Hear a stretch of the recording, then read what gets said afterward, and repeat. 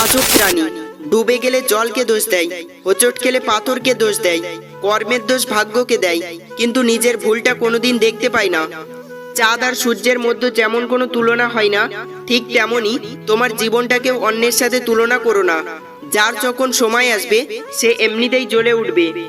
কষ্ট পেয়েও প্রতিবাদ না করে চুপ থাকে, ভেবো না তারা দুর্বল। এটা তাদের মা বাবার ভালো শিক্ষার পরিচয়। রাগী মানুষ রাগের মাথায় অনেক কিছু বলে দেয়, কিন্তু সবশেষে তারাই বেশি কষ্ট পায়। বাড়ির পাশের লোক মানেই প্রতিবেশী নয়, শোনে কম বোঝে বেশি, যা বোঝে তার চেয়েও লটাই বেশি, তারাই হলো প্রতিবেশী। পৃথিবীতে ভুল বোঝার জন্য অনেকেই আছে, কিন্তু পরিস্থিতি বোঝার জন্য কেউ নেই। অন্যের কথা নয়, নিজের মনের কথা শোনো, কারণ তোমার খারাপ সময়ে তোমাকেই উঠে দাঁড়াতে হবে। অতীতের কথা ভেবে কষ্ট পাওয়া হলো আবেগ, আর অতীত থেকে শিক্ষা নিয়ে সামনে এগিয়ে যাওয়া হলো বাস্তবতা। মানুষ যখন কারো প্রশংসা করে তখন খুব কম লোক তা বিশ্বাস করে, কিন্তু যখন কিনা কারো বদনাম করে তখন প্রায় সবাই তা বিশ্বাস করে। কিছু কিছু মানুষ নিজেকে নিয়ে অহংকার করে, নিজেকে বড় ভাবে, কিন্তু তারা হয়তো জানে না ফুলের সৌরভ আর মানুষের গৌরব চিরদিন থাকে না। মেয়েদের জীবনটা হলো একটা মোমবাতির মতো, অপরকে আলোকিত করতে গিয়ে নিজেকে জ্বলে পুড়ে শেষ হয়ে যেতে হয়, তবুও সেই দহনের ব্যথা কেউ বোঝে না। পৃথিবীতে সবচেয়ে বেঈমান হচ্ছে সময়, যা একবার চলে গেলে আর ফিরে আসে না। সবচেয়ে স্বার্থপর হচ্ছে সুখ, যা বেশি দিন থাকে না।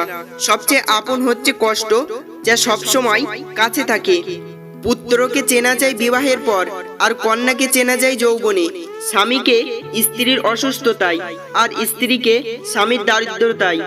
বন্ধুর পরিচয় বিপদে, আর ভাইয়ের পরিচয় লড়াইয়ে। আর সন্তান চেনার উপায় হলো বার্ধক্যে।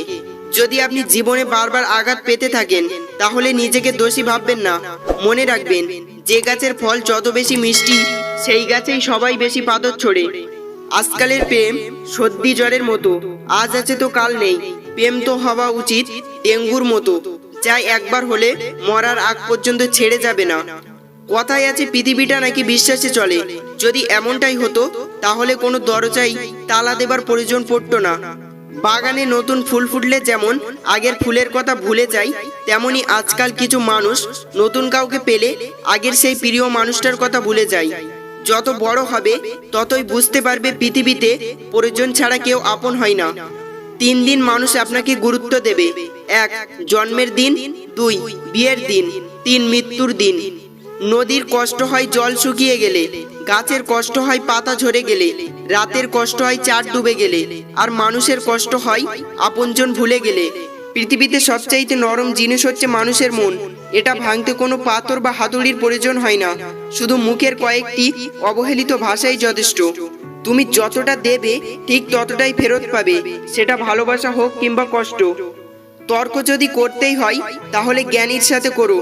জিততে না পারলেও কিছু শিখতে পারবে। মূর্খের সাথে তর্ক করার অর্থই হলো নিজেকে মূর্খ হিসেবে গড়ে তোলা। জীবনের শিক্ষাটা 3 ধরনের: 1 দেখে শেখা, 2 পড়ে শেখা, 3 হোঁচট খেয়ে শেখা। এই পৃথিবীতে সবচাইতে ভালো দৃষ্টিশক্তি কার?